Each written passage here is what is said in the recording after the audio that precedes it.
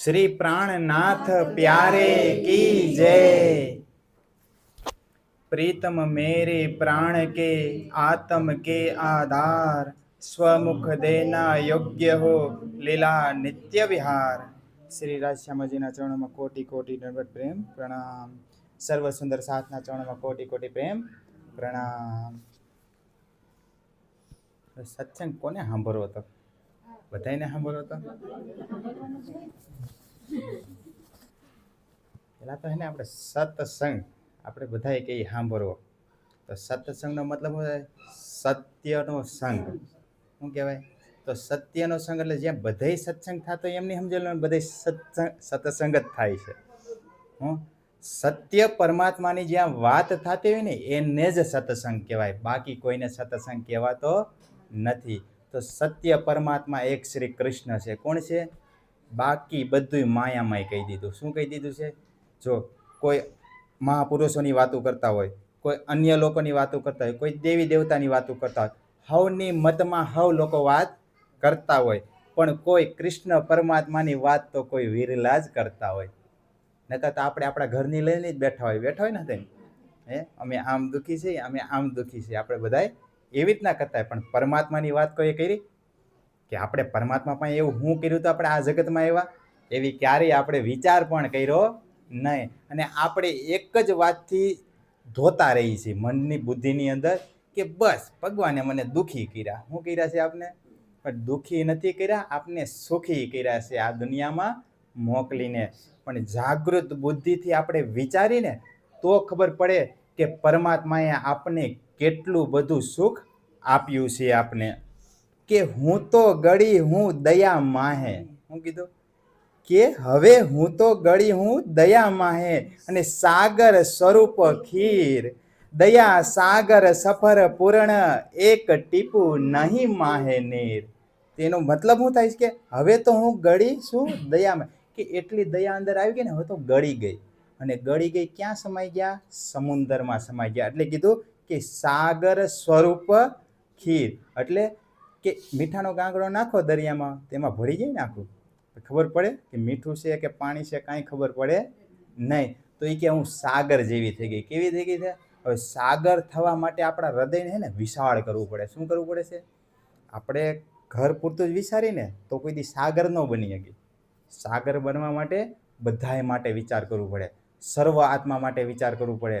અત્યારે જો સામાન્ય રીતે કહું ને, મારા મમ્મી, હું, એવા કેટલાય સુંદર સાથ છે કે લોકોની આત્માને જગાવવા માટે ઘેરે ઘેરે જબરજસ્તી જગાવે છે. શું કામ ભાઈ? નકર એને શું પડી? આ મને ખબર પડી ગઈ છે, મારે શું છે કોઈને જગાવીને? કોઈ જરૂર છે મારે? હું એક જાગી ઉપર, પણ છતાં પણ હું સાગર બન્યો ને. શું કામ? કે તમને જગાવા છે. આ દુનિયાની અંદર આત્મા એટલી બધી દુઃખી થાય છે ને, તો એને સુખ આપવા માટે સાગરનું સ્વરૂપ લેવું પડે છે. સાગરનું સ્વરૂપ લે ને તો એ આપણામાં સમાય ને તો એને સુખની પ્રાપ્તિ થાય છે. એટલે કે ના દુનિયામાં કે મેરી મેરી કરત દુની જાત હે, બોજ બ્રહ્માંડ સિર લેવે, પાઉં પલક કા નહીં ભરોસા, તો ભી સિર સર્જન કો ના દેવે. આખી દુનિયા શું કે છે? મારું મારું કરીને મરી જાય છે. અને હું કે પાઉં પલક કા નહીં ભરોસા, કે પલનોય ભરોસો નથી, પણ છતાં પણ બોજ બ્રહ્માંડનો આખો માથે લે છે. શું કીધું? કે માથે લે છે, પણ તો ભી સિર સર્જન કો ના દેવે, કે જેણે આ બ્રહ્માંડ બનાવ્યું છે ને એને સર ઝુકાવતા નથી તોય પણ. એટલે આપણી ગુજરાતીની કહેવત છે ને, સિંધરી બળે પણ વળ ન જાય. કે છે ને આપણી ગુજરાતમાં કહેવત છે કે સિંધરી બળે પણ વળ ન જાય. એવી રીતના હે ને, ગમે એટલું હોય વળ મૂકવાનો નહીં.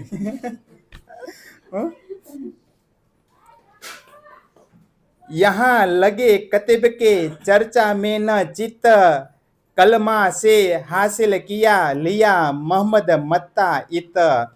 કે મેળતા સુધી તો કુરાનની ચર્ચામાં ચિત્ત હતું જ નહીં. હું કીધું કે મેળતાથી ચાલતા છે ને ત્યાં લગીને કુરાનની કોઈનું ચિત્તમાં હતું નહીં પ્રાણનાથજી મહારાજને. પછી બાંગ દ્વારા કલમા સાંભળ્યા પછી કુરાનમાં મોહમ્મદ સાહેબ જ પેગામ લાવ્યા છે, તેમાં આપણી જ વાતો હશે અને એ બાબત નિશ્ચિત થઈ. તેથી કુરાનના એ વિષય ચિત્તમાં ધારણ કર્યા, કે એ વિષયમાં ચિંતન ધારણ કર્યું. કે ખબર પડી ને કુરાનમાં બાગ નાખી, કુરાનમાં આપણે બાંગ નાખતા હોય ને તે ત્યાં નાખી કે લાતો કયા નહીં કો, અલ્લાહ કયા હક, અક્ષર અક્ષરા તિતકી એ બાત બડી બુઝરક. હવે અહીંયા પ્રાણનાજી મહારાજે સાંભળીને બાગ લા ઇલ્લા ઇન્નલ્લાહ બાગ નાખે ને મોહમ્મદ ઇન રસૂલ અલ્લાહ એવી રીતના બોલતા હોય. તો શ્રી પ્રાણનાજી મહારાજે કીધું આ તો આપણી જ વાત કરે છે. કુરાનની વાત એવી હાલતી હોય તો આપણે કહીશું એમ નહીં કહીએ કે કેમ કે નથી સમજાતું. પણ સમજાઈ ગયું ને તો આપણે સાગર બની ગયા. શું બની ગયા છે આપણે? ન સમજાય ત્યાં લગી સાગર નથી. તો એણે કીધું કે આ વાત તો આપણી જ છે અને આપણી જ વાત કરે છે અને આપણા જ ઘરની છે કે તો લાતો કયા નહીં કો. તો આપણા ધર્મગ્રંથની અંદર, ગીતાની અંદર, વેદોની અંદર આપેલું છે ક્ષર અક્ષર અને અક્ષરાતીત. તો એને કુરાનની ભાષામાં કીધું લા અલ્લાહ ઇન લલ્લાહ. ત્રણ શબ્દ એમાં આવી ગયા, આપણે આવી ગયા કે આ તો આપણી જ વાત છે. એટલે એમ કીધું કે તો આમાં આપણી વાત છે ને તો હજી ઘણી બધી કે કુરાનમાં આપણા જ ઘરની વાત લખેલી છે અને આપણી જ વાત છે. તો એને આપણે ખોલવું જરૂરી છે એ કે. અને જો એમાં ખોલશું ને ખબર પડી જશે ને તો એ કે 10 દિશાઓમાં દયા થશે પરમાત્માની. રાજજી મહારાજને કેમ કે હિન્દુ વાળા કુરાન નહીં મળશે માનવા અને કુરાન વાળા હિન્દુ નહીં માનવા મળશે, પછી ઝઘડો મટી જશે. એટલે કીધું કઈ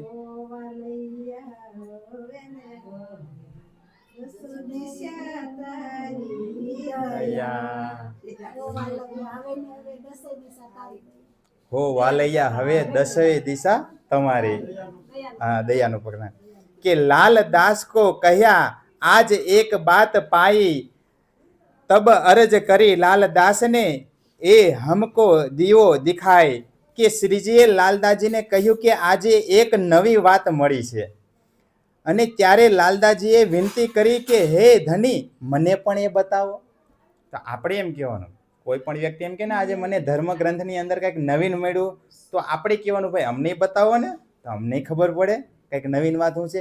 તો શ્રી લાલદાસજી મહારાજે કીધું કે હે ધણીજી જો તમને નવીન વાતની ખબર પડી હોય તો અમને પણ બતાવો અને અમને પણ કહો. ને તબ બાત કલમે કી કર દિખાઈ સબ, મોહમ્મદ કુરાન લ્યાએ સબ તુમારા મતલબ. કે ત્યારે શ્રીજીએ કલમાનું સંપૂર્ણ અર્થ કરી સમજાવ્યો કે લા ઇલ્લા અને અલ્લાહ ની આપણા તારતમ જ્ઞાનમાં ક્ષર અક્ષર અને અક્ષરાતીત કહેવામાં આવ્યા છે. અર્થાત કલમા અને તારતમ એક જ છે, કોઈ અલગ નથી. કે કુરાન અને તારતમ બંને એક જ છે. અને મોહમ્મદ સાહેબે કુરાન લાવ્યા છે, મોહમ્મદ સાહેબ કુરાન લાવ્યા છે અને તેમાં જરૂર સૌ બ્રહ્મ આત્માઓની પરમધામનું અને શ્રી રાજજી મહારાજનું જ્ઞાન હશે. કે કુરાનની અંદર બ્રહ્મ આત્માઓનું વર્ણન હશે. તો કુરાનમાં શું કીધું છે? બ્રહ્મ આત્માઓને આપણે અહીંયા શું કીધું છે કે જીવ, હંસ, પરમહંસ. એવી રીતના શબ્દ વાપરવામાં શું એવો છે? જીવ, હંસ અને પરમહંસ. અને કુરાનની ભાષામાં શબ્દ વાપરવામાં આવ્યો છે આમ, ખાસ અને ખાસલ ખાસ. આમને જીવ સૃષ્ટિ અને ખાસને ઈશ્વરી સૃષ્ટિ અને ખાસલ ખાસને બ્રહ્મ સૃષ્ટિ કહેવામાં આવ્યા છે. અને આપણે આપણી વાણીમાં શું કીધું? જીવ, ઈશ્વર અને બ્રહ્મ સૃષ્ટિ, ઈશ્વરી સૃષ્ટિ અને બ્રહ્મ સૃષ્ટિ. તેમ ત્રણેય કે આપણી જ વાતો છે.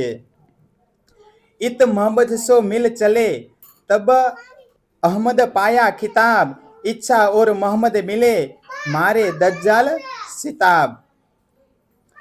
કે અહીંથી મોહમ્મદ સાહેબમાં અક્ષર બ્રહ્મની જે આત્મા શક્તિ હતી, તો જ્યારે આજથી 1100 વર્ષ પહેલા મોહમ્મદ સાહેબની અંદર જે શક્તિ આવી હતી, કુરાન લઈને આવ્યા ને આ જગતની અંદર, તો એની અંદર જે શક્તિ આવી હતી તો અક્ષર બ્રહ્મની શક્તિ આવી હતી એની અંદર.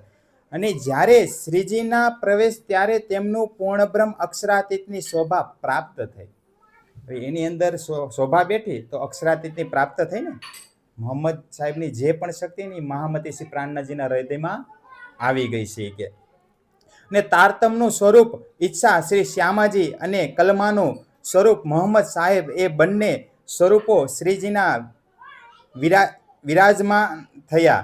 ને તારતમનું સ્વરૂપ અને શ્યામા મહારાણી એટલે રાધા રાણી, એ બંને એટલે રાજજી મહારાજ એ બધા હે ને પ્રાણનાજીના શરીરમાં પ્રવેશ કરી ગયા.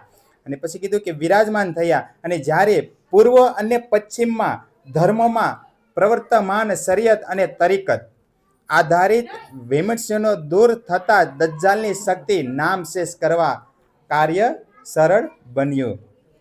તો જ્યારે આ જ્ઞાન આવ્યું ને મહામતી શ્રી પ્રાણનાજીના હૃદયમાં, એટલે કીધું કે પૂર્વ અને પશ્ચિમના ધર્મમાં પ્રવર્તના શરિયત અને તરીકતનું, એટલે કે કર્મકાંડ અને હાસું બધું હાલતું હતું ખોટું.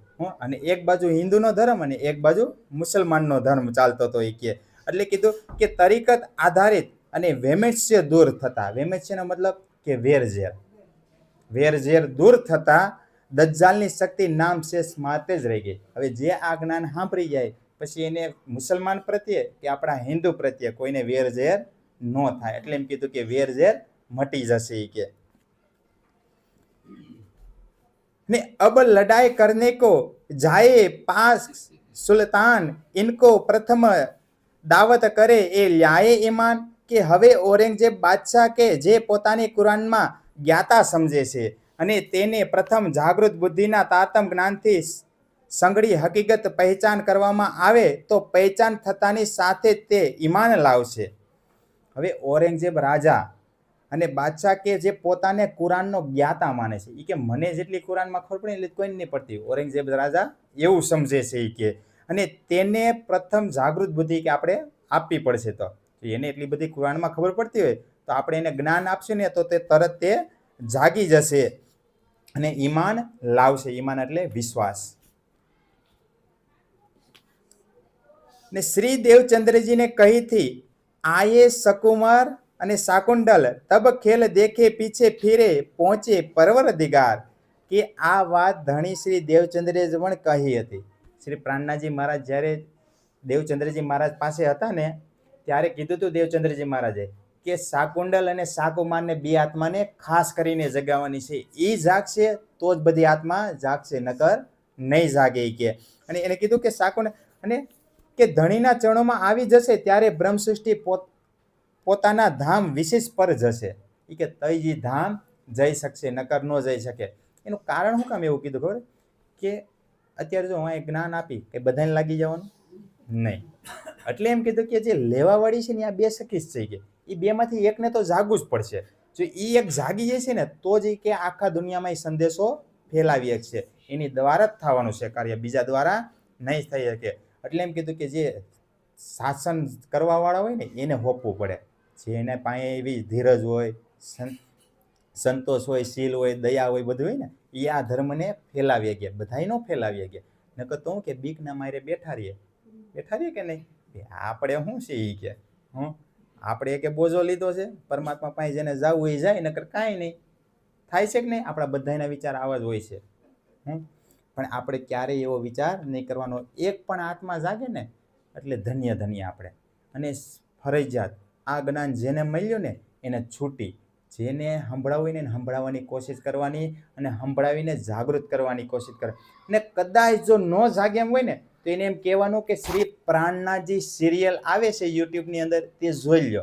તમને બધાને ખબર પડી જશે કે નિષ્કલંક બુદ્ધ અવતાર કલ્કી અવતાર થઈ ગયા છે.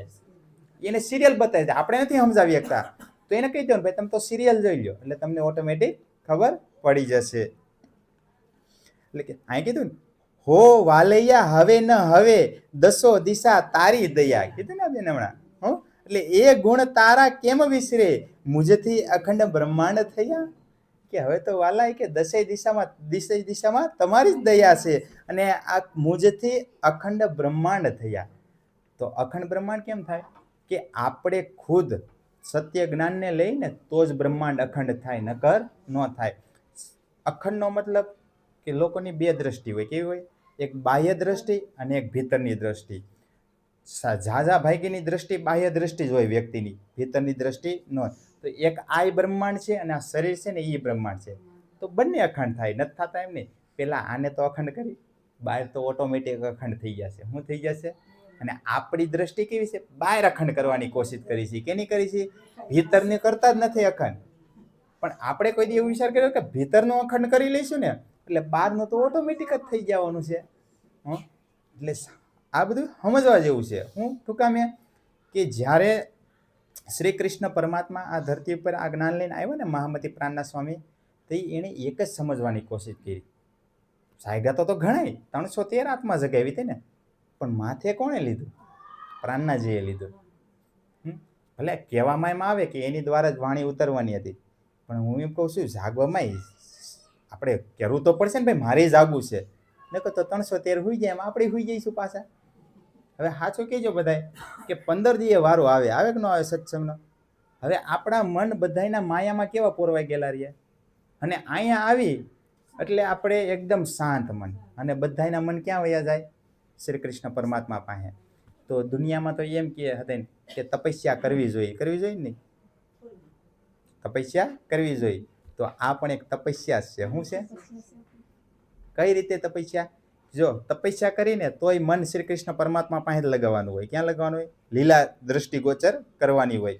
અને તમે અહીંયા બધાય વાણી સાંભળો છો, અહીંયા એક પણના મનમાં એવો વિચાર નહીં આવતો મારે ઘરે કામ પડ્યું છે, કે મારે છોકરા રોવે છે? કોઈ મનમાં વિચાર આવે? બધાનો વિચાર ક્યાં છે? શ્રી કૃષ્ણ પરમાત્મા પાસે છે, અને આ વાત સાંભળવામાં છે. તો તમારી તપસ્યા છે, મન ક્યાંય જાતું નથી.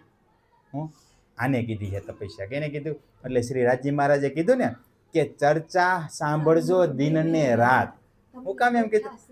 તમને દુઠા શ્રી પ્રાણનાથ. કેમ કીધું? કે તમને ચર્ચા સાંભળજો ને તમારા સાથે જ પ્રાણોના નાથ છે. કેમ? કે તમારું મન બીજે ક્યાંય નથી જતું, તમારું મન ધણીના ચરણોમાં જ રહે છે. તિસ વાસ્તે ઢૂંઢ કાઢીએ એ લીલા હોય જાહેર, કુલી દજ્જાલ કો મારીએ કરત બદ ફેલ બાહેર. કે માટે હવે માટે શાકુંડલ અને શાકુમારની આત્માને આપણી શોધી કાઢીએ જોઈએ, કે જેથી અખંડ પરમધામનું આ જ્ઞાન પણ દુનિયાને જાહેર થઈ શકે, તથા અજ્ઞાનની લીધે ધર્મના નામે જે વિરોધ ફેલાયો છે તેને પણ સમાપ્ત થઈ શકે. કે અજ્ઞાનના નામે જે કંઈ પણ વિરોધ થયો છે ને એને સમાપ્ત થાય જોઈએ, કે દિવ્ય આત્મા જાગી જાય ને તો. એટલે અહીંયા રાજજી મહારાજ છે ને ચોપાઈ આપને આપી દીધી છે કે જો કછું કહ્યા કતેબને સો કહ્યા વેદ, દોએ બંદે એક સાહેબ કે પણ લડત બિન પાએ ભેદ. કે બંને જો કશું કહ્યા કતેબ નહીં, કે જે કુરાણમાં કીધું ને એ જ વેદમાં કીધું છે, કોઈ ફરક નથી. અને દો બંદે એક સાહેબ કે એક જ પરમાત્માના છે, પણ બિન ભેદ પાયે લડતા. એ શું કામ બાંધે છે? કે કોઈને ભેદ નથી સમજાતો ને એટલે બધા લડે છે. કે મારા અલ્લાહ, આપણે એમ કે મારા ભગવાન. બેસ ઈ કે મારા અલ્લાહ, આપણે એમ કે મારા ભગવાન. પણ ભેદ કોઈને સમજાતો નથી, આ બંને એક જ છે. એટલે મહામતી શ્રી પ્રાણના સ્વામી કહે છે કે બ્રાહ્મણ કહે હમ ઉત્તમ, મુસલમાન કહે હમ પાક, દોયે મુઠ્ઠી એક ડોર કી એક રાખ તો દૂજી ખાક. શું કીધું? કે બ્રાહ્મણ ને મુસલમાન એમ કે અમે ઉત્તમ, આપણે હિન્દુ સમાજ કહીએ ને અમે ઉષા, મુસલમાન કહે છે અમે ઉષા છે. બંને લડે છે, પણ દોયે મુઠ્ઠી એક ડોર કી, એ કે આપણે બધાએ પરમાત્માએ જ બનાવેલા છે, કોઈ બીજાએ નથી બનાવેલા. એટલે કીધું એક રાખ તો દૂજી ખાક. તો આપણે હળગાવી નાખી અને એને જમીનમાં દાટી ગયા, આપણે રાખ થયા અને એ ખાક થયા. ભેડા તો માટીમાં જ ને, કઈ બીજે ક્યાંય ગયા? કોઈ ક્યાંય ન ગયું હોય. એટલે એમ કીધું કે ભાઈ એક જ છે, પણ બિન પાયે સમજે સબ લડત. તબ સાથ સબકો હોવેગી ખબર, દોડ કે આપ અપની આયે મિલી આખર. કે જ્યારે આ વસ્તુની ખબર પડશે ને ત્યારે બધા સુંદર સાથ દોડીને આવશે. એ કે આ કેવું દિવ્ય જ્ઞાન છે કે મુસલમાન અને હિન્દુને બેને સમજાવી દે છે એક જ ભાષામાં. એ કે આજ સુધી લગીને કોઈ સાંભળ્યું આવું જ્ઞાન? કોઈ નથી સાંભળ્યું. સાંભળ્યું તો તમે આપણે જોઈ લો કેટલી કથા હાલે, કોઈ મુસલમાનનું વર્ણન કરે હિન્દુ સમાજવાળા નામે ન લે. આપણે એ લોકો કાફીર સમજે ને તો આપણે એમ કહીએ છીએ એ કાફીર છે, આપણે આમાં એમ કહી દઈએ છીએ. પણ કોઈ એનું કુરાણ હાંસીને સમજીને કોઈએ કોશિશ કરી કે એના ગ્રંથમાં હું લખેલું છે? નહીં. અને પ્લસ મુસલમાને સમજીને કોશિશ કરી કે એનામાં હું લખેલું છે? નહીં. પણ મેં એવા ઘણા મુસલમાનને મેં જોયા છે કે આપણા હિન્દુ ગ્રંથને વાંચીને એ લોકો સમજે છે મુસલમાન, પણ આપણા હિન્દુ સમાજ છે ને મુસલમાનના ગ્રંથ સમજતા નથી. હં તો સમજ છે ને આપણે બધવે છે કોણ? મોટા મોટા કથાકાર હોય, રાજનેતા હોય, એ જ બધવે ને પબ્લિકને, બીજું કોઈ નથી બધવતું. હં એ જ બધાય બધે, પણ એ આપણે સમજાવતા નથી કે આ બે એક છે, અને એની રાજનીતિ કરે છે. શું કરે છે કે આપણી ગાદી જાવી ન જોઈએ, આ વ્યક્તિ એવું છે. એટલે કોઈ દિવસ ગમે એવું થાય ને, કોઈ દી બાંધવા નીકળવાનું નહીં. આપણે સમજીને ઘરે બેઠું રહેવાનું. કેમ કે બધાય પરમાત્માના જ બનાવેલા છે. જોશમાં ગાડેડા પ્રવાહમાં આવીને વહી નહીં જવાનું. નો કોઈ દી નાતી વિરોધમાં જવાનું, નહીં કોઈ દી ઉચ્ચ નીચમાં જવાનું, કોઈ દિવસ એમાં પ્રવેશ કરવાનો નહીં. એના કરતાં આપણે ઘરે બેઠા રહીએ, ક્યાંય નથી જવું. બધાની અંદર પરમાત્મા છે. એટલે આપણે કીધું ને કે જ્ઞાન ઘટે નર મૂઢ કે સંગત, બુદ્ધિ ઘટે ચિત્ત વિષય ભરમાવે, તેજ ઘટે પર નારી કી સંગત, જ્ઞાન ઘટે બહુ ભોજન ખાવે, પ્રેમ ઘટે નિત ही कुछ मांगत, मान घटे नित पर घर जाए, दयाल कहे सुन रे मन मूरख, पाप घटे श्री राज गुण गावे, पाप घटे श्री કૃષ્ણ ગુણ ગાવે. તો કેનાથી પાપ ઘટે? શ્રી કૃષ્ણ ગુણ ગાય. એટલે કીધું કે જ્ઞાન ઘટે નર મૂઢ કી સંગત. એ કે જેને બુદ્ધિ નળ મૂઢી એટલે કે બુદ્ધિ ફેરવવાની જેની શક્તિ હોય ને, જેનો ખોટું જ કરતા હોય એટલે એમ, તો એનો સંગ આપણે કરીને તો આપણી બુદ્ધિ ફેરવી નાખે. એ કે ખોટામાં પરિવર્તન કરી દે, કે એનો ક્યારેય સંગ કરવો ન જોઈએ. પછી કીધું કે બુદ્ધિ ઘટે ચિત્ત વિષય ભરમાવે. વાંધો નહીં ભલે, કે બુદ્ધિ ઘટે ચિત્ત વિષય ભરમાવે. તો આપણી બુદ્ધિ એટલે ચિત્તને હે ને ભ્રમિત કરી જાય. આપણી બુદ્ધિમાં કોઈ ખરાબ વ્યક્તિ ભરી જાય. હવે અહીંયા જ એક સમજાવવા માટે હે ને કોઈ પણ સાંસારી વસ્તુ જ લેવી પડે તો જ સમજાય, નકર સમજાય નહીં. તો સમજાવવા માટે શું કીધું કે બુદ્ધિ ચિત્ત વિષય ભરમાવે. અહીંયા એમ કીધું હોય કે બાજુવાળા તમારી વાત કરતા હતા, ભ્રમિત કરી દીધું ને આપણા ચિત્તને. પછી આપણે આખો દી વિચાર કરી રાખીએ, શું વાતો કરતા છે, મારી કાપતા છે, કંઈ ખરાબ લાગતી છે, આપણે એવું વિચારવા મળે. એટલે આપણા ચિત્તને ભ્રમિત કરી દીધું અને પરમાત્માથી ચિત્તને હટાવી દીધું. એટલે ક્યારેય કોઈ વ્યક્તિ કહે ને એમાં ભ્રમિત નહીં થઈ જવાનું. કીધું હોય છે ભાઈ એના ગુણ એની પાસે, આપણી પાસે. કેમ કે બાધે કોઈનો વારો ન આવે.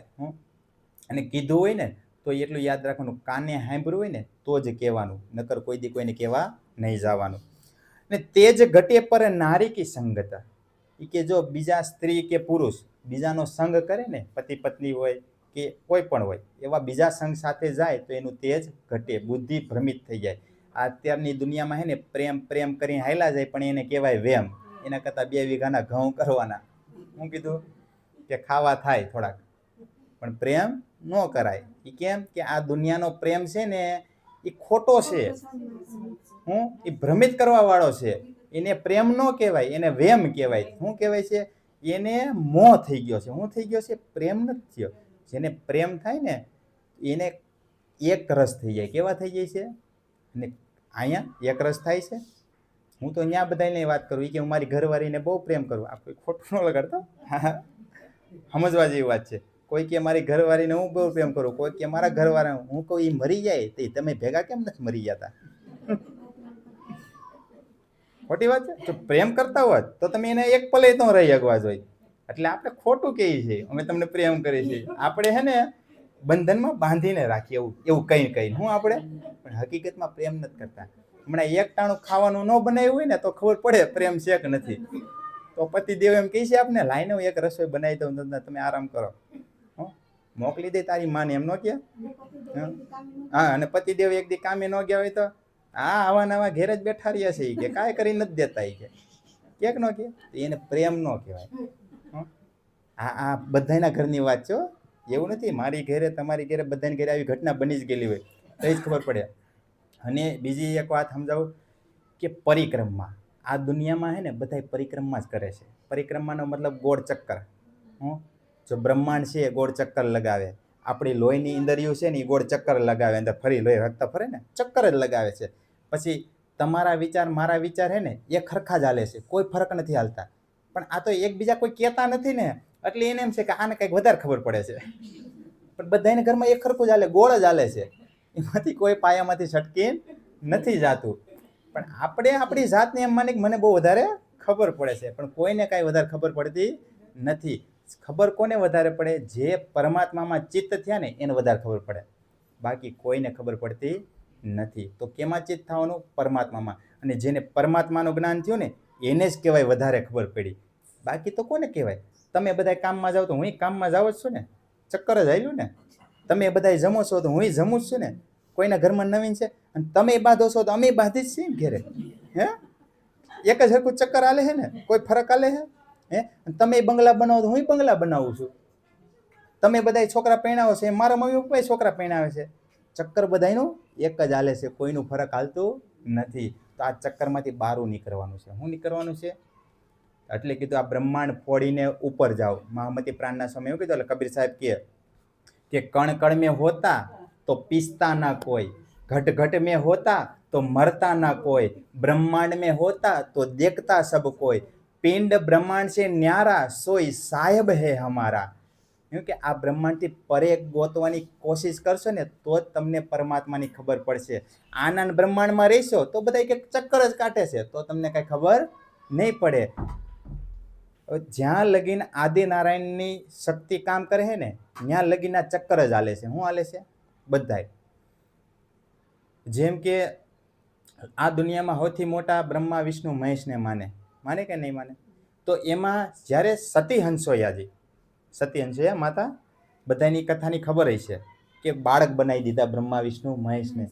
હવે ત્યાં એની ભક્તિની વાત કરું છું આખી. એને કેવી ભક્તિ કરી હતી? બ્રહ્મા વિષ્ણુ મહેશને નાના બાળક બનાવી દીધા.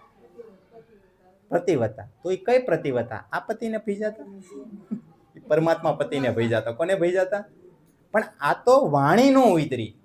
કેમ કે પરમાત્માનો આદેશ નહોતો ને, એટલે તારતમ નહોતો, એટલે વાણી નહોતી ઉતરી. એ એક જ પરમાત્માની ભક્તિ કરતા હતા. એ બ્રહ્મા વિષ્ણુ મહેશને નહોતી ખબર, એવી સતી હંસોયા માતાને ખબર હતી પરમાત્માની વિશે. પણ એને આપત્તિમાં દેખાતા. પણ એટલે એને અંજની સાટીને કરી દીધું. તો એવી જ રીતના પતિવ્રતા જ્યારે ભક્તિ કરશો ને આપણે, તો એ તમે બ્રહ્માંડને વીંધીને પાર જઈ શકશો. ત્યાં લગી નહીં જઈ શકી. અને વિચાર શક્તિ એ હતી લગાવવાની છે કે આપણામાં જ વેર ઝેર હોય એવું નહીં, દેવતાઓમાંય છે, બ્રહ્મા વિષ્ણુ મહેશમાંય છે. શું કામે છે? કે મેં કીધું ને એની પરીક્ષા લેવા આવ્યા કે ન આવ્યા સતી હંસોયા માતાની? નકર તો એ ભગવાન હતા ભાઈ. ન કે ભાઈ લક્ષ્મીજીને પાર્વતીજીને એમ ન કહીએ ભાઈ તમે બધા સાનું મના બે હોય, હાસા સતી છે એની પાસે ન જવાય પરીક્ષા લેવા. તો બ્રહ્મા વિષ્ણુ મહેશ છે કે હાલો ને લેતા આવી પરીક્ષા. એટલા બધા સતી છે કે નહીં? કહ્યું ગયા ને. તો વેર ઝેર તો છે કે નથી? એમાં આપણામાં એમ જ છે. આપણે કોઈક આગળ નીકળી ગયા હોય ને તો આપણે કહીએ જરાક લઈને બે ટાણા મારી આવીએ આપણે ટોણા, કેવું સહન શક્તિ છે એનામાં. આપણે એ જ કરીએ, આગળ નીકળીએ છીએ સતીને. અને પછી આપણે કોઈ પણ ઘરના વ્યક્તિ હોય તો આપણે એમ કહી કે બધે બાયુનું જ હાલે છે એમ ઘરમાં. આપણે કહીએ કે ન કહીએ? હે, પણ પહેલેથી આ રિવાજ આવેલો આવે છે. લક્ષ્મીજી એવી જીદ કરી ને તો એના હાટું વૈકુંઠ ધામ બનાવવું પડ્યું. શું બનાવવું પડ્યું? એ ત્યાંથી જીદ હાલી આવે છે, હજી હાલે હે. આ પાર્વતી માતાજી હાટું હતું ને કૈલાસ બનાવવું પડ્યું, જીદમાં બનાવવું પડ્યું ને. હવે એવા બધા દેવોના દેવ મહાદેવ કહેવાય, વિષ્ણુ ભગવાન કહેવાય. જો એ ઝૂકી ગયા હોય બાયુ આગળ, તો આપણે તો શું કહેવાય? હે કહેવાય? શું કહેવાય? એટલે ને બધું આ કથા સમજવા જેવી છે બધી, કે કોણ કોને શું કહે છે, કઈ કઈ રીતે વાત કરે છે. એવી રીતના સમજીને પરમાત્મા પાસે આપણે પોગવાની વાત છે. તો એ પરમાત્મા કેવા છે કે નથી વિરોધમાં આવતા, નથી કોઈના બંધનમાં આવતા. તો આપણે એ પરમાત્માને જવાનું. એ પરમાત્મા કોણ? તો શ્રી કૃષ્ણ પરમાત્મા છે. એ એક જ છે. 52 થી 12. હવે બધા એમ કે 52 થી 12, એ મને હજી નથી ખબર પડી. કોઈ સમજાવશે? બાતે આખી દુનિયાને હું જેને કહું ને કે 52 થી 12.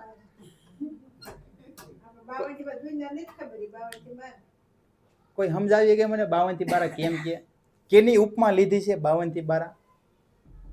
અઠવાડિયા આવે કે નહીં, 52 અઠવાડિયા આખા વરના. એટલે એમ કીધું આ વરથી પરે છે, આ વરમાં આવતા નથી. આ અઠવાડિયા આવે ને 365 ના, એ 52 અઠવાડિયા આવે. કેટલા આવે?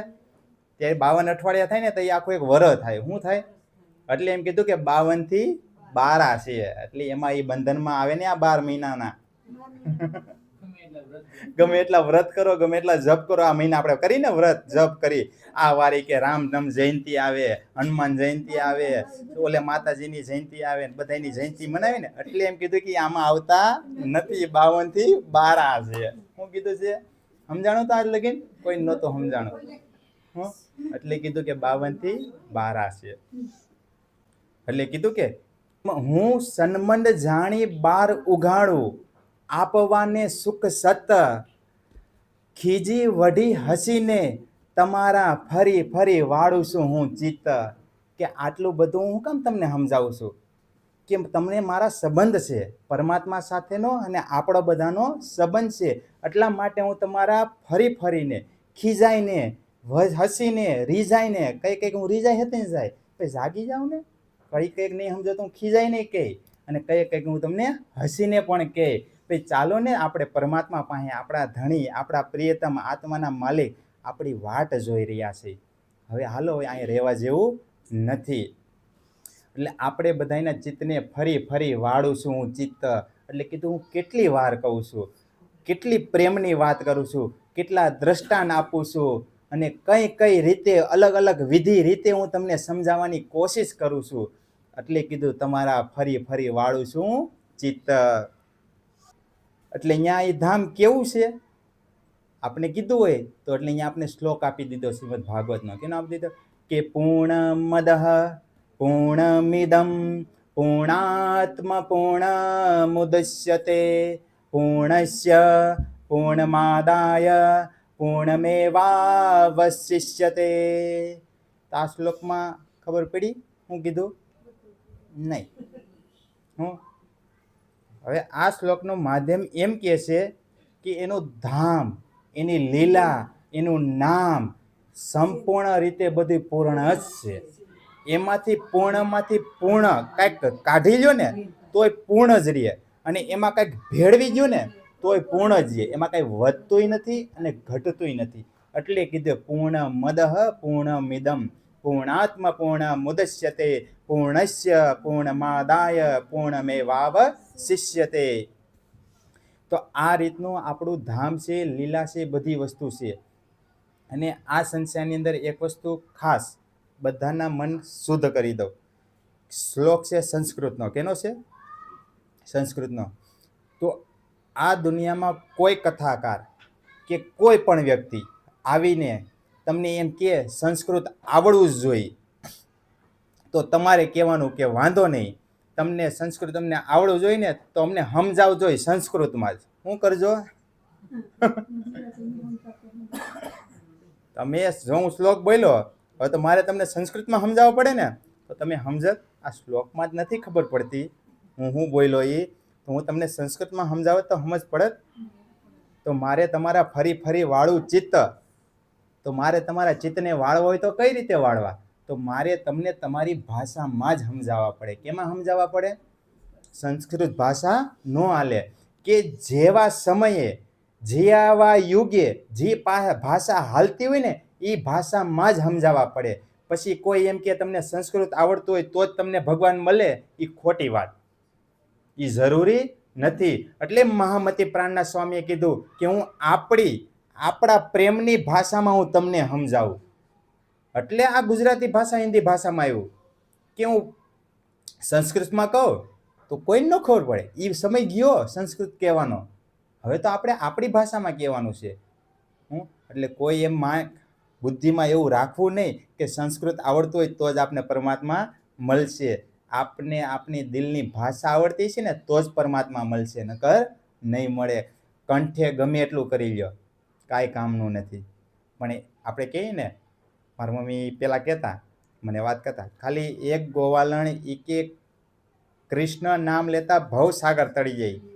તો મારી મમ્મી કહેતા હતા કે મારે તો એક નદી પાર કરવી, કે ભવસાગર તરાઈ જતો હોય તો એક કૃષ્ણ કૃષ્ણ કરી નદી પાર ન કરી લે, કે 2 રૂપિયા દેવા પડે છે નાવના, કે 2 રૂપિયા બસી જાય. તો એવી રીતના એટલે કે આપણે જો ભવસાગર તરી જતા હોય તો આપણે તો એક નાનું આમથું નદી પાર કરવી છે. આપણે આ બ્રહ્માંડ એક નાનું ઝણું જ છે, એટલે કીધું ને, મન હી બાંધે મન હી ખોલે, મન તન મન ઉજાસ, એ ખેલ હે સકલ મન કા, મન ને ચલ મન હી કો નાશ. આ બધો ખેલ મનનો જ છે, એનો નાશ કરી નાખો ને એટલે તમે પરમાત્મા પાસે પહોંચી ગયા. એટલે શું કીધું કે પ્રેમ ઘટે નિત હી કુછ માંગત. તો પ્રેમ ઘટે નિત કુછ માંગત. આ સોપાઈ મેં હું કામ લીધી ખબર છે? ભક્તિ બધાય કરતા હોય, પણ એની અંદર કેટલા અવગુણ હોય ને એ પોતે ન જોતા હોય. શું કરતા હોય નથી. એટલે એમ કે છે કે પ્રેમ ઘટે નિત હી કુછ માંગત. એટલે પ્રેમ ક્યારે ઘટે? તમે રોજ બીજા પાસે કાંઈક ને કાંઈક માંગ્યા રાખો ને તો પ્રેમ ઘટી જાય.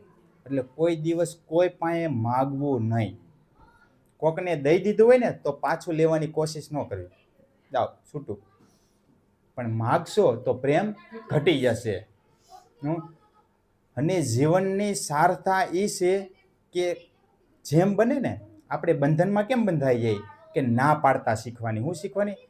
તમના મનમાં કેવું હોય ખબર? માગવા તો આવ્યા પણ દેવું નથી, હવે કેમ કરવું? પરાણે દેવું પડશે, જીવ થાય અસું કશું. શું થાય છે?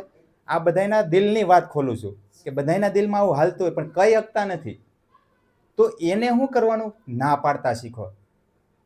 ખોટું ઘડીક લાગશે પણ સુખી બંને રહી છે. શું રહી છે? ઓલા આપીને બંને દુઃખી થઈ જાય છે, ના પાડીને બંને સુખી થઈ જાય છે. ભલે દુઃખ ઘડીક લાગશે પણ બંનેમાં સુખ છે. એટલે શું કીધું? પ્રેમ ઘટે નિત હી કુછ માંગત. એટલે કોઈ દી માગવાની કોશિશ ન કરવી. આપે પ્રેમથી તો વાત અલગ છે, પણ આપણે ખુદ કોઈ દી માગવાનું નહીં. મેં કીધું માન ઘટે નિત પર ઘાર જાય. કે કોઈ દિવસ કોઈની ઘેરે રોજ જવું નહીં, એટલે કોઈના ઓટલે પણ જવું રોજ નહીં. નકર એમ કે અહીંયા બેઠા રહીએ છે કે ન કે મારે ઘણું કામ હોય પણ અહીંયા આવીને જ બેસી જાય છે. આ રિયલ વાત છે. શું કે છે? પાછું આમાં શું છે, સત્સંગ થતો હોય ને તો બેહાય, પણ મારા તારી થતી હોય ને તો ન બેહાય. શું હોય આમાં? બે વાત હોય. મેં કીધું ને આંતરિક અને બાહ્ય. સત્સંગ છે આંતરિક વાત છે તો બેસાય, પણ બહારની વાત થઈ તો ઊભા થઈને રાધે કૃષ્ણ કરીને હાલતા થઈ જાવ, ભજન કરી લેવાનું. તો અહીંયા આપણે ભજનનો સમય એટલે કીધું કે દયાલ કહે સુનરે મન મૂર્ખ. કે મનને કીધું એ મૂર્ખ મન, એ કે તને ખબર છે શ્રી કૃષ્ણ પરમાત્મા કેવા ગુણવાન છે, કેવા પ્રેમમય વાળા છે? તને નથી ખબર? એ કે મનને કે છે. શું કે છે? કે તું એકવાર એને તું રટન કરી જો એટલે તારી ઉપર દસેય દિશા દયા. શું કીધું? એટલે કીધું કે પાપ ઘટે શ્રી રાજગુણ ગાય. તો એના ગુણ ગાવ ને તો પાપ બધુંય ઘટી જાય છે. શ્રી કૃષ્ણ પરમાત્માના ગુણ ગાય. તો હંમેશા ઘણા વ્યક્તિની એવી વૃત્તિ હોય કે ભાઈ ભક્તિ તો કરી છે પણ કંઈ થતું નથી જીવનમાં. તો હું એમ કહું છું, અજમલ રાજાએ હતા ને, થઈ ગયા ને કામાપીરમાં, તો 3.5 દિવસમાં એને ઇન્દ્રનું ઇન્દ્રાસન ડોલાવી દીધું. આ વાત છે ને, ખાસ ધ્યાન રાખજો બધા, કે એનું 3.5 દિવસમાં ઇન્દ્રનું ઇન્દ્રાસન ડોલાવી નાખ્યું. તો આપણે નહીં ડોલાવી ગઈએ? ભલે 10 દી લાગે, આપણે 3.5 માં ન થાય કાંઈ નહીં. ભલે 10 દી લાગે, હે, પણ તો એના જેવું એકાગ્ર કરો. એકાગ્રનો મતલબ શું છે ખબર છે? કે ભક્તિમાં રાધે કૃષ્ણ રાધે કૃષ્ણ રાધે કૃષ્ણ, જોરથી નહીં બોલવા રાધે કૃષ્ણ રાધે કૃષ્ણ રાધે. એ શું છે? આપણા કાને સંભળાવવું જોઈએ, મનને સમજાવવું જોઈએ. એવી રીતના હે ને, રાધે કૃષ્ણ બોલો બધા, રાધે કૃષ્ણ રાધે કૃષ્ણ રાધે કૃષ્ણ. એવી રીતના બોલશું ને આપણે તો ધીમે ધીમે આપણા મગજ ઇન્દ્રિયોમાં બધે પ્રવેશ થાય. શક્તિ શું થાય? પછી એ શક્તિનો અનુભવ તમે ખુદ જાતે જ કરી શકશો. નવી શક્તિ પ્રગટ થાય, કોઈને કેવું નહીં પડે. પણ એક ધારું રટનો. પછી ઘણાની આમ આદત એવી હોય કે તો કામ ક્યારે કરવું, પણ હું કોઈ કામે થાય, હું નથી કરતો કામ, કેમ થઈ જાય છે મારાથી? હું રાધે કૃષ્ણ જ કરતો હોય, રાશ્યમાં આખો દી કરતો હોય, તો કઈ રીતે થઈ જાય છે? તમે મનુષ્ય, હું મનુષ્ય, પણ એનો મતલબ તમે હજી પ્રેમ કર્યો નથી શ્રી કૃષ્ણ પરમાત્માએ. જેને પ્રેમ થઈ જાય ને એને કાંઈ ન થાય. હું જેટલું કામ કરું, મારે કેટલું કામ, વીડિયાનું, કારખાનાનું, શેર બજારનું, કેટલું કામ કરું એ કાર્ય, મગજ આખો ને, પણ છતાં પણ આખો દી મારી ઘરે તમે કોઈ રહ્યા નથી. નકર તમે એમ થઈ આ આખું ઘણું ગાંડું છે. હકીકતની વાત કરું. શું કામે? એ કે જ્યારે જાવ તો ભક્તિની જ વાતો કરતા હોય. પણ ઘરમાં તમે જોવો તો ટકાટક બધા એના કામ. મેં કીધું મારા કૃષ્ણ કામ કરે, હું એનું કામ કરું તો એ મારું કામ ન કરે. હે પણ આપણે આ તો વેમ પાડી લીધો છે કે હું કરું છું. મેં કીધું ને કે પરિક્રમા જ ચાલે છે, બીજું કંઈ નથી ચાલતું. પણ આપણે બ્રહ્માંડ શિર લેવે, આપણે માથે બોજો લઈ છે, પોટલું લઈ છે પાપનું. એટલે ગંગા સદી કે ને કે મેરું તો ડગે પણ મને ના ડગે. અને કે સમજી, જેમ કે દિવસો ધીમે ધીમે વીતી જાય છે, એક એક દિવસ કાયમ કપાય છે. પણ શેમાં કપાય છે? માયામાં. જાગૃત અવસ્થામાં કપાય છે નહીં. કોઈ પણ વ્યક્તિ આ સંસારની અંદર કામ કરે છે તો કોઈ એમ કરીને કામ કરે છે કે મારે આજ નહીં તો કાલે આ બધું મૂકીને જવાનું છે. કોઈ એવી રીતના કામ નથી કરતું. એવી રીતના કામ કરે છે કે મારે અહીંયા આજીવન રહેવાનું છે. કેવી રીતના રહેવાનું છે? મારે અહીંયા આજીવન રહેવાનું છે, એવી રીતના કામ કરે છે. તો એવી રીતના ક્યારેય કામ ન કરવું અને હંમેશા જીવનની અંદર એમ સમજીને કામ કરવું કે મારે પરમાત્મા પાસે જવાનું છે, મારે આયના અહીં નથી રહેવાનું. એટલે તમારું ભજન સ્ટાર્ટ થઈ જશે. શ્રી રાધશ્યામાજી, શ્રી રાધશ્યામાજી, શ્રી રાધશ્યામાજી, એક ધારું રટન ચાલુ થઈ જશે આપણું. એટલે કહે છે કે અહીંયા કે કોઈ દિન તહાં રહે કે દિલ્હી પહોંચે જાય, કિતાબ સાથ ઠઠ્ઠેકા ઈત પહોંચા આય. કે કેટલાક દિવસો ત્યાં રહ્યા અને બાદ શ્રીજી ત્યાંથી સીધા દિલ્હી આવ્યા અને તથા ઠઠ્ઠા નગરથી શ્રીજીના દર્શનાર્થે આવેલા સુંદર સાથ પણ આવી મળ્યા. દિલ્હીમાં ઠઠ્ઠા નગરમાં બધી જગ્યાએ છે ને જાગૃત કર્યા બધા સુંદર સાથને, અને જાગૃત કરીને સત્ય જ્ઞાન આપીને અને બધાને એના શરણમાં લાવીને હર કોઈ, કેમ તમે આજે વાત કરી કે ભાઈ ઓલા ભાઈ બહુ સત્સંગ હારે કરે, જાઓ નહીં કે તમે અહીંયા. તો એવી રીતના મહામતી પ્રાણના સ્વામીએ બધાએ કીધું કે પ્રાણનાજી મહારાજ બહુ જાગૃતિવાળો સત્સંગ કરે છે, તો બધાએ સાંભળવા જાઓ. એટલે એમ કીધું કે બધા સુંદર સાથ આવીને અહીંયા મળ્યા ને બધાને એટલો આનંદ આવ્યો ને કે બ્રહ્મ જ્ઞાન સાંભળીને તો બધાની આત્મા જાગૃત થઈ ગઈ અને બધા શ્રીજીના ચરણોમાં મસ્તક ઝુકાવીને નિજાનંદ સંપ્રદાયમાં બધા સામેલ થઈ ગયા. કે આવું જ્ઞાન અમે આજ દિન સુધી સાંભળ્યું નથી. કે હરિ રામ ચૌધરી ચિંતામણી લાલન અને રામચંદ્ર દિલ્હી આએ પહોંચ્યા અને થોડાક દિવસો ત્યાં સુંદર સાથ સાથે રહ્યા. અને આમાં ઘણા સુંદર સાથ કેટલા બે વર લગીને શ્રીજી પાસે રહ્યા અને શ્રીજી પાસે રહીને પછી પાછા ઘેરે વયા ગયા. હું કીધું પછી પાછા ઘેરે વયા ગયા. કેમ? કે એમ થાય કે ભાવેશભાઈ તો રોજ સત્સંગ કરે છે, પ્રાણનાજી મહારાજ રોજ સત્સંગ કરે છે, પણ એ કે ચમત્કાર તો કોઈ દી જોયો નહીં.